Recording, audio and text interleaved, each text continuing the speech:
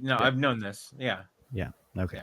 Yeah. All right. So again, we've got John Branyan here with us, comedian, comedic writer. Got the book Life is Hardy Hard Har, which is available on Amazon and on his website at johnbranyan.com. He's been teaching us a lot about writing comedy because the last time he was on, we obviously weren't funny enough for 7th graders. So we had them consult the show, and they called John and said, "Hey, get in there and give him some help."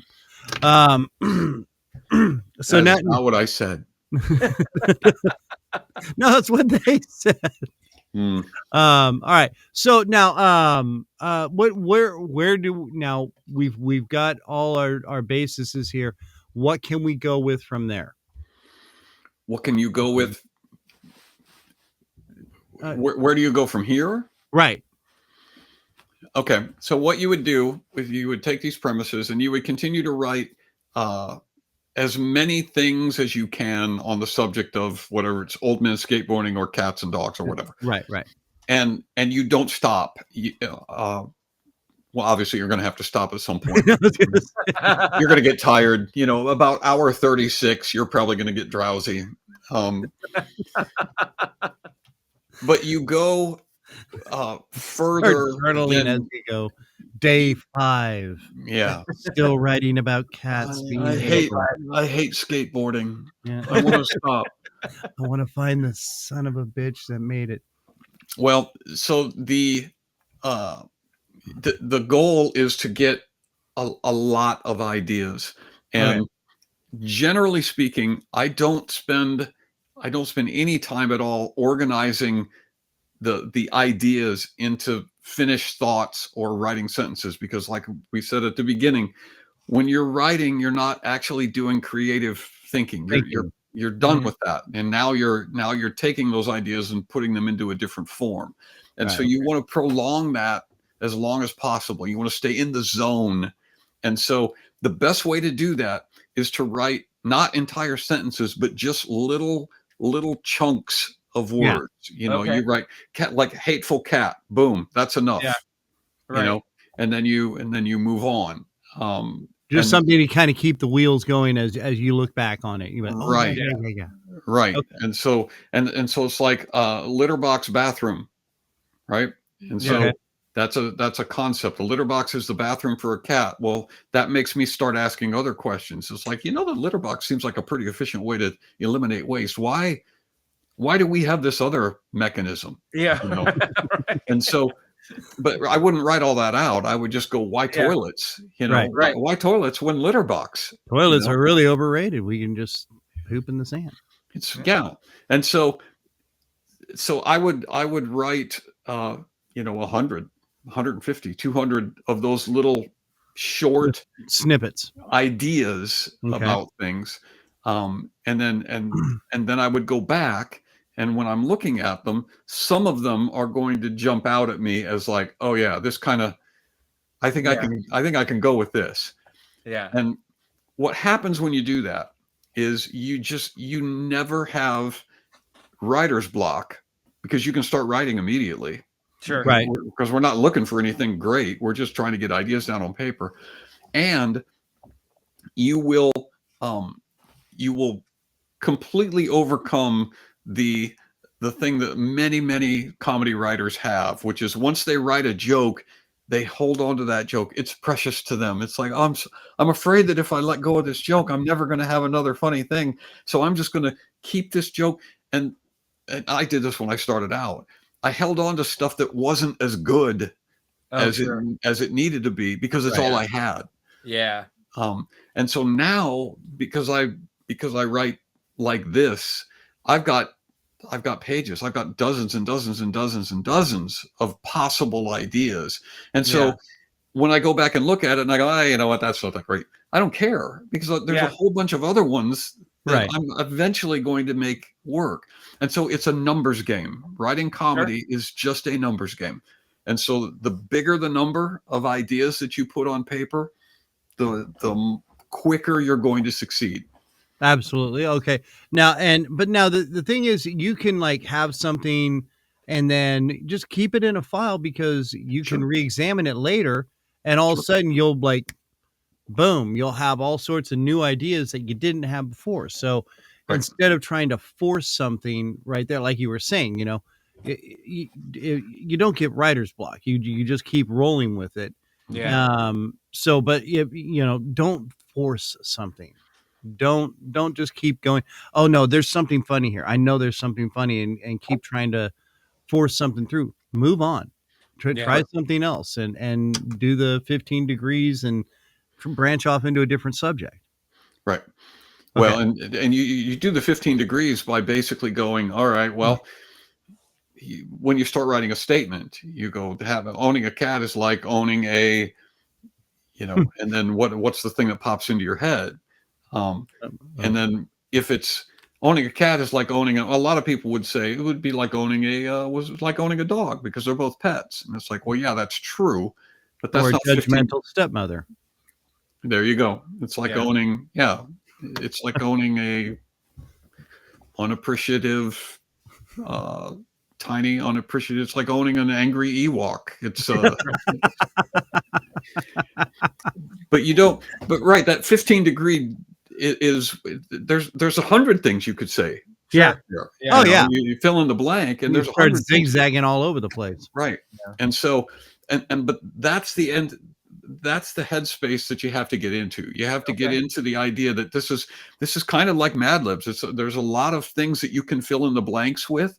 Sure. And some of the things you put in there are not going to be as good as other things, but don't worry about it because there's an infinite number of directions. Every person's take on dog and cat ownership, every person's take on skateboarding is going to be unique from their perspective. And so relax. There's no one joke that's the right joke to make. Sure. There's a bunch of them. Yeah, and that's what I was kind of meaning by don't force it. If it ain't working, move to something else and let it roll because something will develop. Right. Well, and your idea about your point about writing it down and keeping it is exactly right. I keep everything that I've written. All of those ideas are floating around out there, and because we live in an age now where there's note-taking apps, you can put all this stuff on the computer and you can actually find it again. You can find it. You can actually put a reminder in to make it remind you to come back to it. Well, you can do what I'm actually working on an app right now, but there's already note-taking apps to where if you go and type the word cat, it will go and find all of the associated ideas. So every time you've ever referenced cats or litter boxes or things like that, it will find it in your notes and bring those things back to you. That's really cool. That is very, very cool. Right. All right. Well, when that happens, I want to know because when you get that developed, because I think that is super genius. Yeah. All right. Yeah. So do I. I'm sure. Hey, we've got John Branyan here with us. John, this is absolutely awesome. He's got the book. Life is like hardy hard. Life is hardy hard. And you can find that on Amazon or on his website, johnbranyan.com.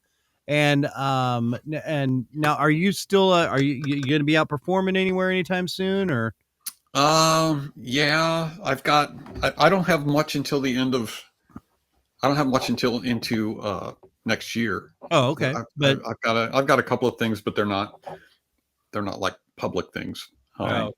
And now just curious, when you, and I hate flogging a dead horse, but I still just find this the most absolutely gut wrenching, makes me laugh every time I see the Shakespearean Three Little Pigs. Is that how you ended up with that? I mean, was that just kind of one of those things where you're just sitting there and you're like, well, what would be, oh my gosh, what if we made Three Little Pigs into a Shakespearean, or like, how did that start? Were you like, well, maybe I'll make it like a Star Wars theme, Three Little Pigs or something? Yeah, that's how it started. Was I was reading a book. I decided I needed to read classic literature. a few years ago because If you're gonna go to the classics, I did, and I started with Moby Dick, and I cannot. It's hard to find the funny. I cannot recommend enough that you not do that. Right. Moby Dick is just a slog. It's just It's like by the end of it, you're just like, oh, I hope. I don't like Herman Melville anymore. I just don't. Yeah. It makes you want to go punch Gregory Peck, dig him up and punch him right in the face. So I was reading Dracula, and there's a scene in Dracula where a lady walks into the room, and the men who are in the room basically say good morning to her, and it takes them a page and a half to do it. I mean, the salutation is just this long, flowery, effusive thing. And it occurred to me, it's like, I am not smart enough to be alive in this time because I wouldn't know how to say how to do, ma'am, in that language. And that was it. That was the whole, the whole premise. And so I thought, from there, I went, well, what if you took something that was familiar, something that everybody understood, and you just tripped it up, put it into this language. And I didn't even know what I would do at that point. That was just the germination of the idea. Well, then I started thinking about fairy tales, because fairy tales are shared contexts. People are familiar with fairy tales. Okay. And so I just did a minuscule amount of research, which is the most well-known fairy tale. What are the most well-known fairy tales, in the world?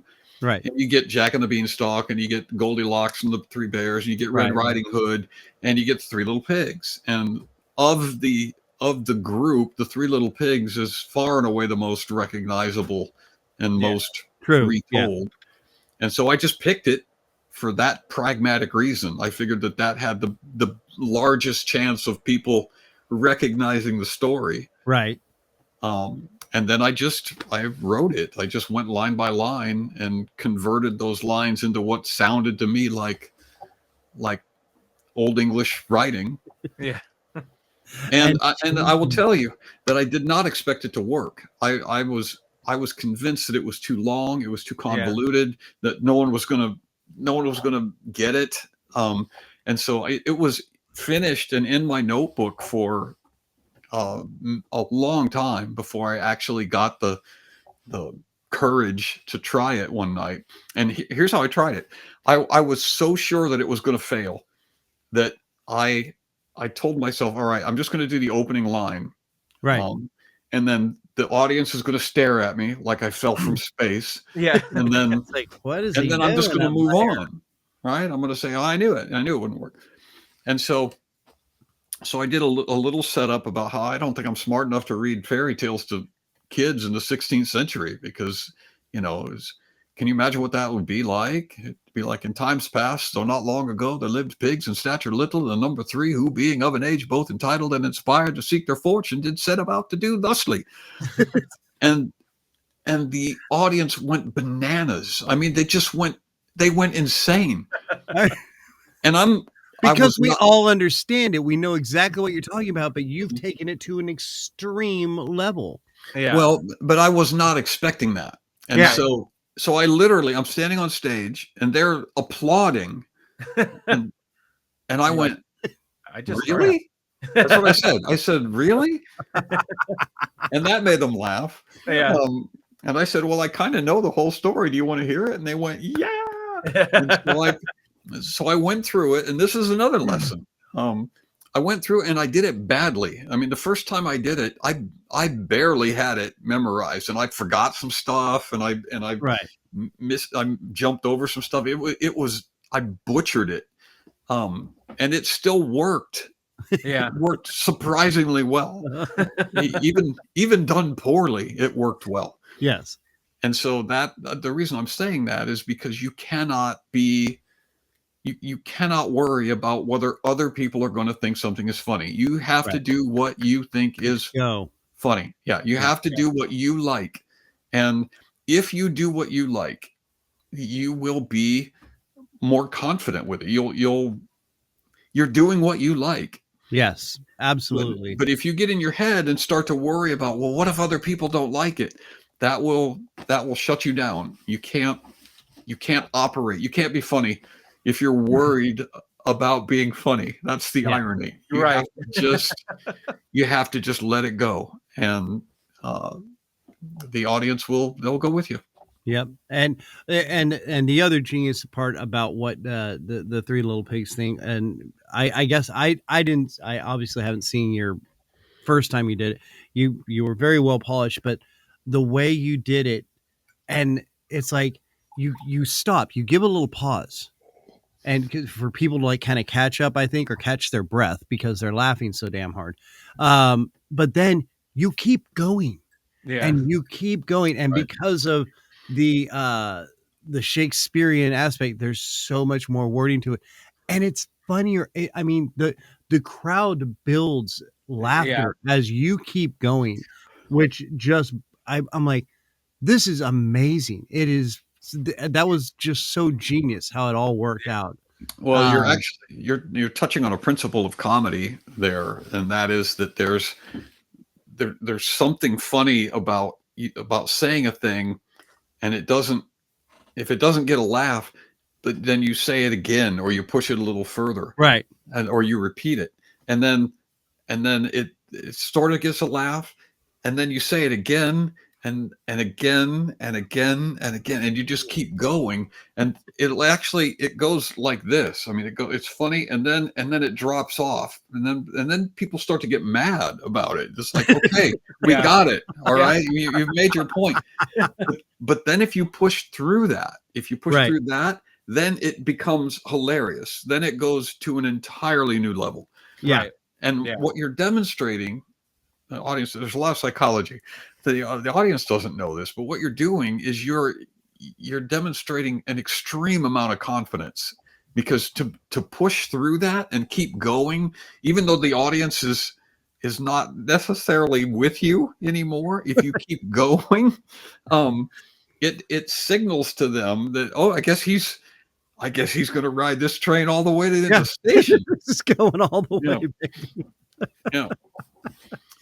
And so there's it's crucial to be able to just stay with it as far out on a limb as you go, because they sense this. They sense that, okay, he's working without a net here. I mean, things don't seem to be going like they're supposed to be going, and he is not. But he's still down. making it happen. He's still doing it. Yeah. Does he not know that this is not working? Those people went to the bathroom like an hour ago, but okay, they're back. Never mind. Yeah, so go out on the limb. Go all the way out on a limb. Go all the way out on a limb till the branch starts to crack, and that's where you need to be. That's right. I remember when I was doing some stand up and improv work, and this was back in my drinking days. But one of the greatest things I found was just not caring at all, and I would just go and. Like I wouldn't let my conscience. I'd have a few drinks, and get it going.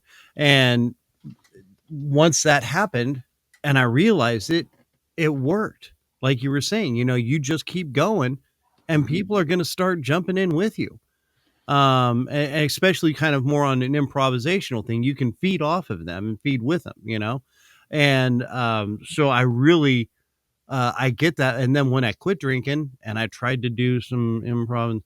It wasn't as easy because I had lost the idea of not caring.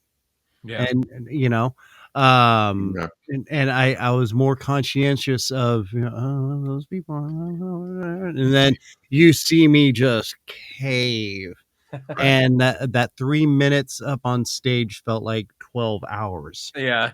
And I just I didn't melt down. I just kind of, well, if you don't like it, well, you just screw you. Right. So there's a couple of things in that. Alcohol has a tendency to reduce people's inhibitions. Yes.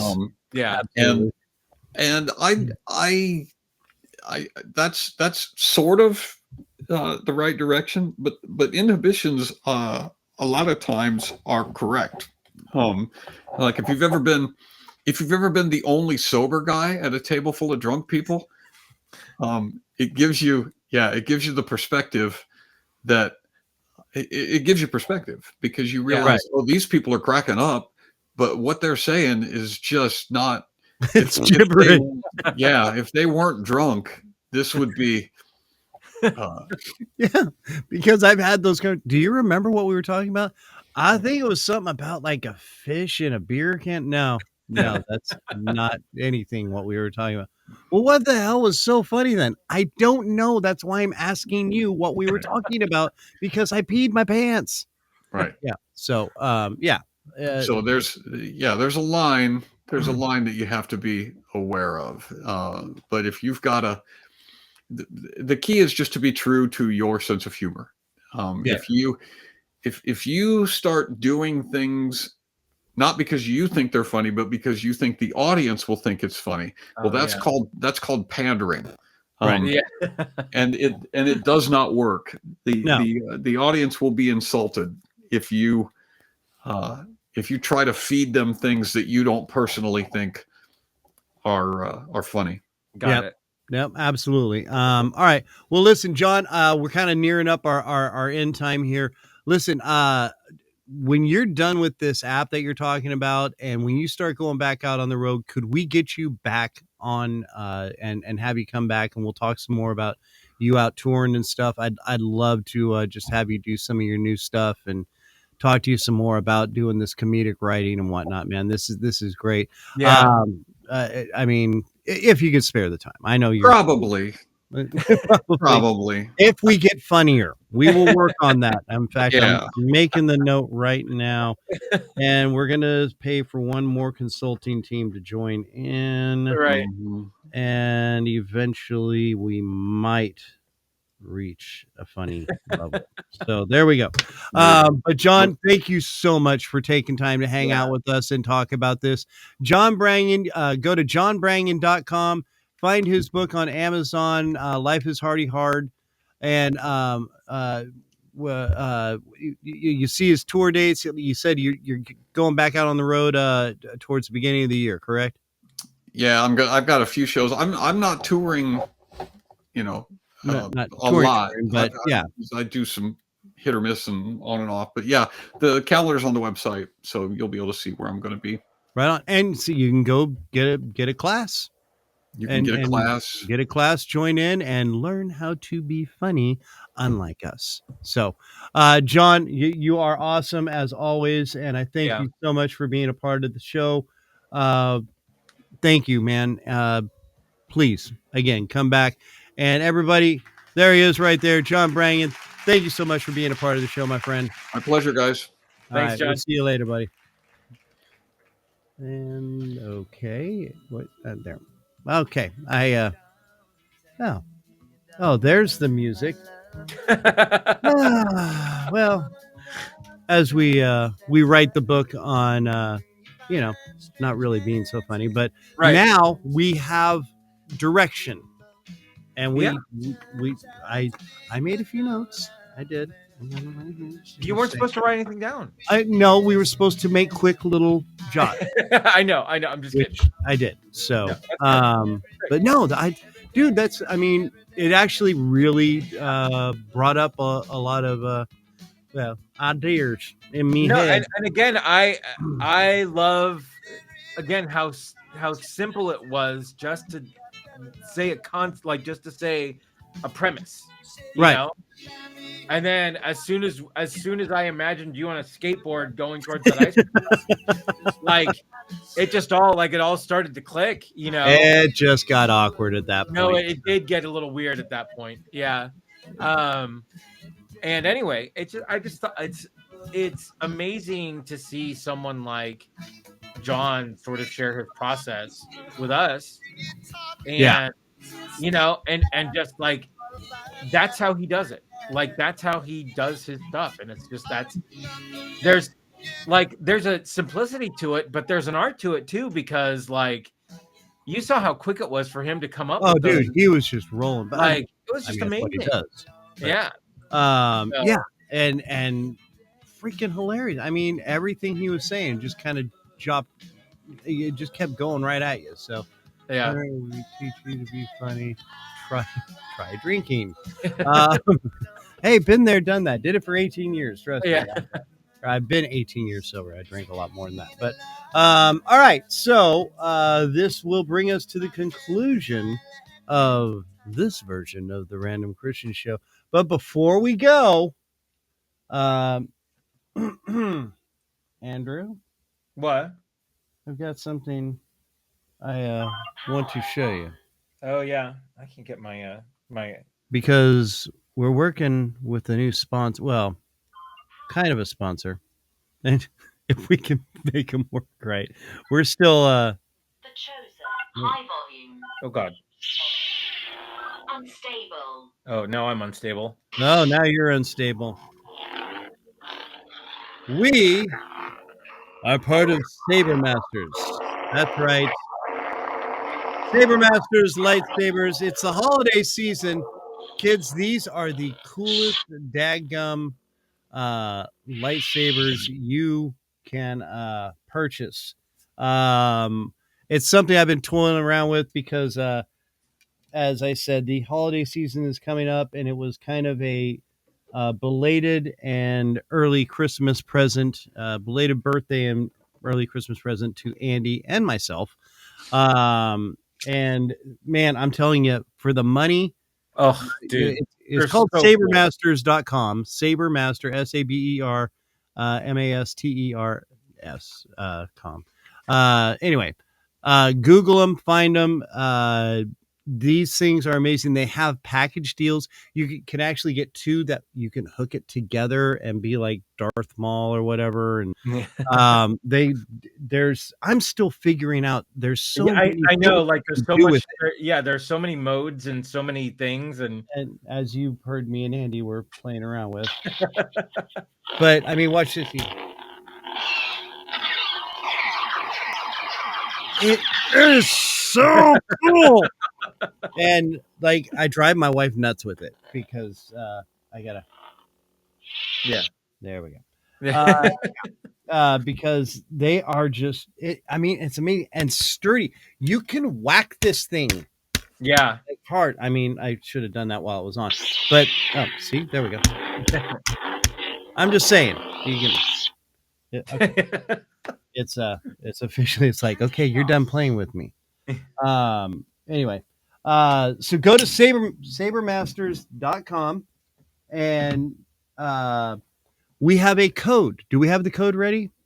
I did not put a graphic together. Oh, okay. Well, we will have a code that you can use and you will get a discount and we might get a little kickback on something there.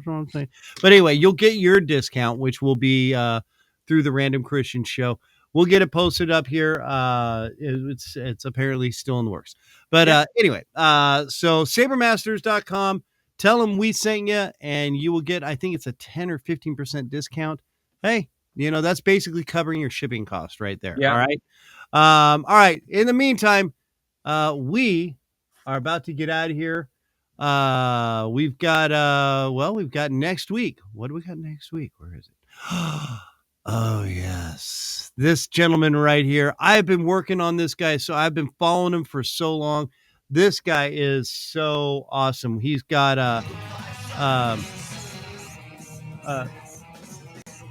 what is going on? Apparently Elvis didn't want to stop playing. That's what happened. John Maddox from Creating Audio and Music. He's on Instagram. He's on YouTube. He's on Facebook. He basically takes songs, breaks them down for you, shows you how they were mixed together. He's done it with the beat. I mean, some of the stuff he does, if you even enjoy any kind of music and how it's put together, and you're like, oh man, it sounds like there's a whole chorus of people, but no, there's only two people. Yeah. I mean, I just because I'm this big of a nerd, the Carpenters never had backup singers. It was her and her brother being overdubbed over and over again. I mean, just That's things like crazy. that you would have no idea how it was done, but it sounds amazing. Yeah. The simple little things that, especially way back in the day, on analog recording and stuff, is just incredibly, and it's awesome. It's fun. And he's going to be with us next week, and I'm so excited. I can't wait. Anyway, All right, so we will have him. We'll be here next week, 4 p.m. Central Time, and just for whatever time zone you're in. We're going to take off. Kids, thank you so much. Thank you to John Branyan. Thank you to Mrs. A's Famous Salsa Buena, the Dead Campers you're hearing right here. Listen to them on Spotify. Creative Coatings, where we get all our shirts and hats and fun stuff like that. And the Kennel. That's right, Yes. from the Advisor Indie Facebook page. Make sure you go there and check it out if you are a creative, an actor, whoever. Lots of connections to be made right there. All right, we're out of here, kids. We will see you next week. Thank you so much for being a part of it. Be good to each other out there. For all we got, kids. And I'm scrolling down to find. Want me to get it? I got it. You get it. All right. Peace out, kids. We'll see you next week. God bless you.